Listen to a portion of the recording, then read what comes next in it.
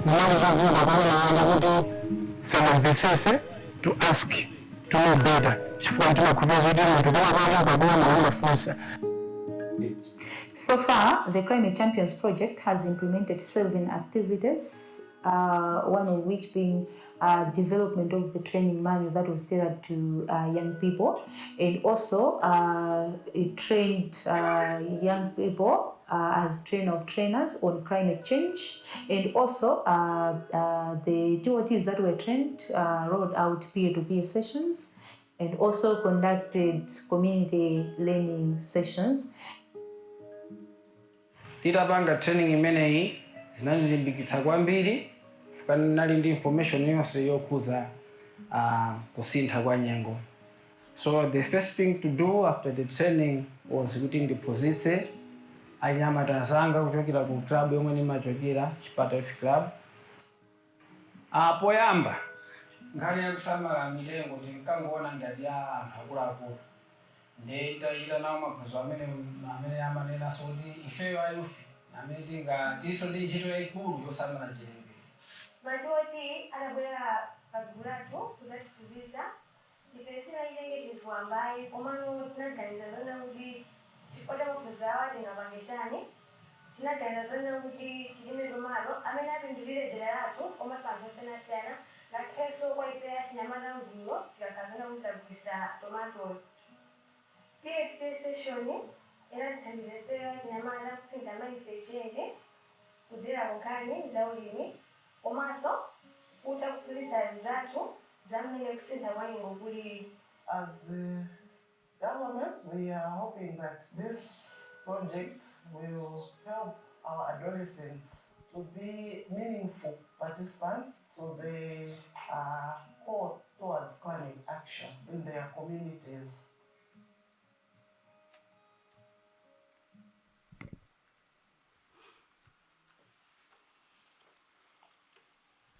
Okay, Lynn. Good morning, everyone. As was introduced, I'm going to give a little bit of a different perspective. So me, myself, I'm really not an expert at education. I'm learning a lot, but I'm an expert at making maps. So I'm a project manager at Nazca Maps, and we develop digital tools and interactive maps. And we try to make them very user-friendly and very usable for the people we're making them for. And today I'm going to talk a bit about the digital tools that we developed for the Climate Champions project. You saw in the video what the project is all about. The Plan International Malawi developed a training manual, but we wanted to go one step further and really develop a digital tool that could be used by the youth in Malawi. That is our role in the project, and we have made a first version, and I want to give you a sneak peek today of this first version we developed. The tool exists of 3 parts. One part is about improving the basic knowledge about climate change. The second part is about climate risk data. And the third part is about sharing adaptations to these problems. So the first part is a digital version of the training manual developed by Plan International Malawi. We try to use a lot of icons to make it easy to understand, and also use a very easy progress tracker to keep them attracted and involved. The second part is about climate risk data that we get from our partner Climate Scale, who are experts in modeling climate data. And our job was then to make it easy to understand and to transform it into a tool that can be used by the youth. The third part is about sharing possible adaptations to these problems. So we developed a map where they can add adaptations, successful adaptation stories. So other communities, other youth in our study region, Kasumu in Malawi, can learn about what their other people are doing. one of the challenges was the internet connection in Malawi, and specifically in the Kasungu region in the rural areas, and therefore we developed an offline tool that can be used completely offline, which makes it very flexible and usable in places with a low internet connection.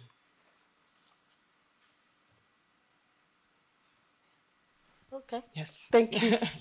All right. I think you've also, because my question was going to be, you are working in an area where we would not necessarily think we have access. So the ability for the app to also be offline, I think is a great addition to it. I suppose my question is, do young people find this meaningful? Because we develop these amazing things for them. So Ruth, I don't know your experience with young people engaging with this app. Has that looked like? So of course there'll be challenges, but I'm sure there are some stories that we can get about young people engaging with this, and if they find value in the app. Yes. I think on that one, I'll leave it to Leah to respond, because she often will come to TASTE to work with the young people. So I would love her to take it, and I should take Leah. Okay, so indeed you could ask, like, how do people in Belgium relate to the youth in Malawi, and how difficult is it to develop a tool for people you have never met on the other side of the world. So we used this kind of design thinking approach where we really try to empathize with our end users and take them along in the process with a lot of prototyping and testing and iteration to develop the tool. So last year we went to Malawi, to the villages, where we really experienced their living conditions and also how the youth groups organize the trainings. And we also did a workshop with the youth to really understand what are their skills, can they use a tablet, are they interested in using a tablet, and also what their local knowledge was about climate change, because we also want to take into account this local aspects. And then we did an ideation together with our partners from Plan International Malawi, and also developed this kind of user flow where we really said, okay, our target users are the youth trainers, the youth themselves, but also the project staff from Plan International Malawi, who are able to manage the content that will be added by the youth. So we will have meaningful content in the tool.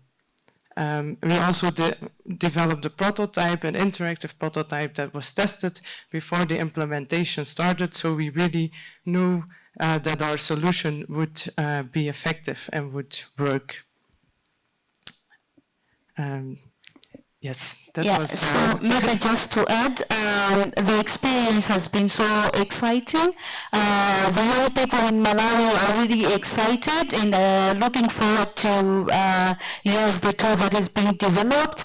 We are living in a technological world now. They are really looking forward to use the tablet to access the information, which was not the case previously. Previously, I think there were other ways of accessing information, because people in the lower areas, they don't have access to the gadgets and all that. So they could go lay down a tree where there are posters pasted, and then they access the information through the poster on the tree. And someone, when they take it out, another one, when coming, they'll not find the information on that poster. So they're really looking forward, and they're really excited to explore more ways of accessing information about climate change. Thank you, Lynn, and thank you, Ruth. I'm going to shift to Wetu now. I'm just cognizant of our time. Sorry. I'm going to shift over to Wetu. Wetu, who's worked with Plan Act, also a project manager from Plan Act. And Wetu works with young people around heat stress. Managing that process and getting young people to really be empowered in terms of how to measure this heat stress and how do they then adapt and respond to it. So I'm going to play a video just showcasing some of the work that Wetu and the team are busy with.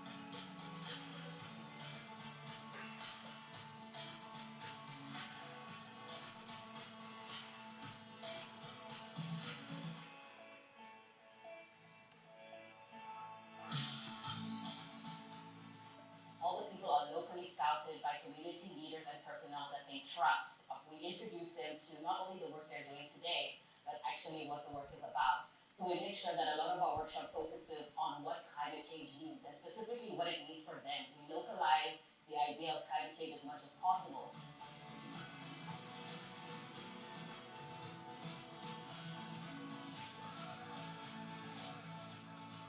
A lot of actually determine is actually how much stress we are getting from the heat. So it's not only the temperature or the actual that's coming from the sun, it's also looking at things like the heat of the wind that's passing through, the levels of humidity in the air, the amount of geothermal radiation that's coming from the floor.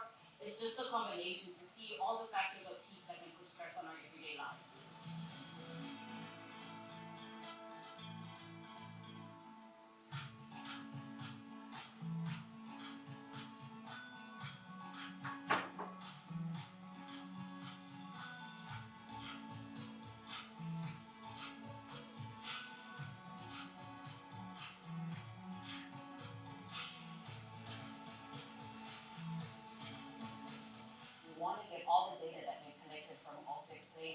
And see what patterns we can see from the data that's collected. And from that, hopefully we can put some solutions out about what we can do to mitigate climate change and heat stress in the most affected areas.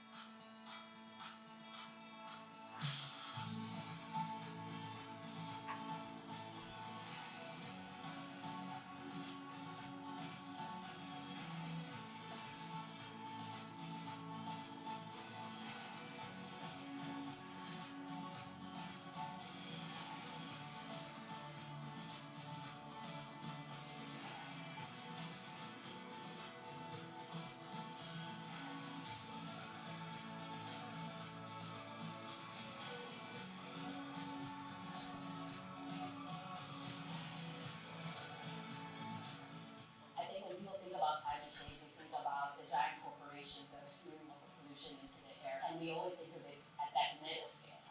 And I think people need to care about it more so that we can bring the idea of climate change way more to a micro scale and a more personal scale.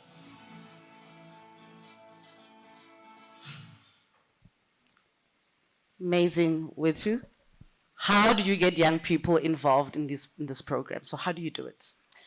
So a lot of the heat monitoring campaigns we do, like the first one that you saw there and the other ones that we've been doing in the coming years, it's been community focused, whether they're collecting the data or involved in advocacy. And getting young people involved was the key to getting that mobilization going. Because for the average person, including myself, climate change can get intimidating, the concept.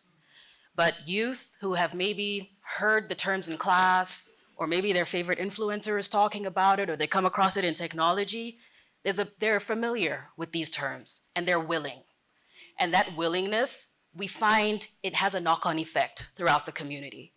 And they have really helped us mobilize and garner heat and momentum around these monitoring campaigns. So involving them was not a choice. It was the key. Yeah. Okay. And in terms of policy, because obviously you work in communities, I'm sure you work with municipalities, government departments. How does Plan Act build or work with those entities and the youth? Yeah. Yeah, so obviously when you gather data, you don't just let it sit for fun. We're not doing this for fun. We're doing this for impact. So our engagement strategy when it comes to government and relevant departments is with the community. We walk with them and we work from the ground up. From community leadership, we can maybe get some time with the counselor that can link us to a relevant committee or an official that we can score a meeting with. And it is through building those networks and navigating those networks with the community is where our advocacy, we find sustainability. And that's where youth is important too, because advocacy takes time. Policy influencing takes years, guys. So, and in those years, the official that was with you in the corner, they might retire or change departments. Elections come and change everything. So once we've built that network with our community partners, they have the resilience to, even if their entire phone book crumbles, they know how to rebuild that network. They know how to get that momentum going again. But it's not just about working with them, it's about working from a state of capacitation. The way we work with communities is we believe that climate work needs to be linked with capacitation on greater government engagement mechanisms. Engaging with government doesn't mean sitting down with Mr. Liko and talking to him in a meeting. We have amazing public participation avenues that as communities and as youth, we really need to use. We need to contribute to our IDPs. We need to be at consultations for public policies that turn around and affect us. Active citizenship is such a powerful tool that if youth is capacitated enough, and there are rooms like these that open stages to youth like me, we can build the confidence to speak. We can build the confidence to be part of conversations and use tools that exist to have some sort of powerful impact in the work we do. Thank you. I think it was so refreshing to hear from the young person as well. I think it is important that when we have these, and I know we move from education, teacher perspective, I really like how we're sort of rounding off this conversation by, I wish we had more young people on the panel, because we always talk about youth for youth and not from the youth. But it was really refreshing to hear that we will learn more about the work that we do. If you have a question, don't forget the Mentimeter. I am running out of time and I can see some of you a little bit. So my last question is, you spoke about, to the panel, we spoke about this youth activism. Why should young people care and take action? So just like one sentence, why should they care and take action? Do they need to take action? I'll start. I think not only young people, right? Yeah. We should all care and take action. So I think that's, for me, an important point. And I think from your presentation and from the Malawian presentation, you know, how do we share this better? So the amazing work that the youth are doing, it made me think of geography teachers. Like, how do we support geography teachers to be able to support more groups of young people to do the kind of work that you're doing? So that's the type of thing that I think a network like the Fundisa for Change can do. We can work with you, we can share it with teachers, and then they can learn from you. And then more of our young people can do those maps, you know. So it's that kind of a question, I think. So we should all care and act at all the levels at which we are working and where we are sitting. But it's amazing to see, you know, such lovely programs and the inspiration that young people get from it. I think it's very important to see that. Yeah, thank you. Thanks, Bob. We can just take it down the line. I will give it to Ruth. Okay, I think that we really need to work together. The issue shouldn't be about teaching the science, they call it science, but it has to be co-creating the solutions together with the young people. So we really need to bring the young people on the forefront, and we should maybe also empower them with the knowledge at the back, with the mind at the back of our minds, that we don't want just to, you know, give them the knowledge for the sake of learning, or to build their future, but we want them also to contribute and shape the future. Yeah, so that's all I think I can say. Thank you. No, I think my co-panelists have covered it beautifully, but just to round it off, like they said, we can't just look at the youth as someone who we need to impart our knowledge on and teach and teach and teach. We need to be looked at as catalysts for change. Youth are the people who we can kind of roll with the punches. So I do think that whatever knowledge comes down, there is a space for youth to reshape it, remold it, and reiterate it, and make it more relevant for mitigation challenges that may come, make it more relevant for new climate challenges and pressures that we may face. So it's a sustainability issue. It's just to make sure that there's always steam to keep the fire going. Thanks. Thank you, Wetu. Thank you so much. Thank you so much to my panelists. I know you were all burning to ask a question or two, but time is always not on our side. I'd like to call on Dr. Lauren to give us our closing remarks.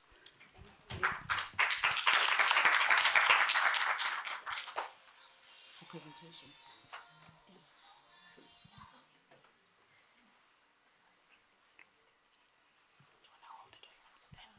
It's fine. I'll hold it. Okay, thank you. Wow, this session has been really, really inspiring. I feel inspired. So I get the opportunity to just do a final closing remarks, and I know we're actually out of time, so I'm going to kind of skip through what I was going to really say and get to the main points. And what I really want to talk about, and it was something that we discussed earlier, is what we did, some work with the Department of Forestries, Fisheries and the Environment, as well as the Department of Science, Technology and Innovation, in partnership with the Human Sciences Research Council and ourselves, the CSIR. We partner together to develop what we call the Citizens Environmental Awareness Index. The aim of this is to really understand and look at, through national surveys, understand what the environmental literacy is of the South African population.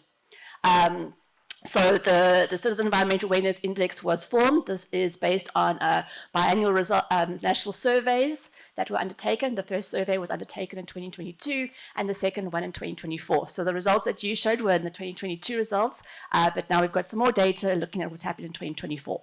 So I want to just quickly go through what those results look like and where we are in the country in terms of our environmental literacy. Understanding that an environmental literate society is what's going to drive us being able to achieve our sustainable development goals and to grow in terms of sustainable development. So if we look at the index is broken down into 5 different categories that based on environmental interest. We see that South Africa scores a 60. It's not a 60%, it's just a score from 0 to 100. We score 60, which means in 2024, which is down 5 points since 2022. In terms of environmental awareness, we are sitting at a 52, which is also up since 2024. Environmental concern, this is our concern that will drive our action towards environmental problems. We sit at a 55, which is down 3 points. Pro-environmental norms, we are down 7 points, so currently it's at 51, it was 58 in 2022. And then pro-environmental actions, those are the actions that we actually undertake to address environmental challenges. It's at a 42, which is up 1 place. So what you can see in terms of the little emoticons that we have there, that South Africa really sits at the midpoint or mid-level, so that we really do have a bit of a moderate environmental literacy. So understanding that this needs to increase if we're going to want to make some changes. And I think with what we've been talking about today and the influence that we're having in the education system, that this will carry on increasing as we progress doing these awarenesses. I'm just going to skip quickly to what's happening in the youth. So if we look at climate change, we asked the question that was asked earlier to the public, knowing that this went from 16 years to whatever age upwards. 16 to 24 are a category for youth. We will ask them how much they know about climate change, and you will see since 2027, when the first survey happened, that has increased. But in terms of what the youth know, we would expect the youth to know a lot more, considering that it is being taught in schools. This is not necessarily the case. We've seen that of the population that answered in the youth, it's sitting at 59%. compared to the others. So it's not necessarily that much higher than the other age categories.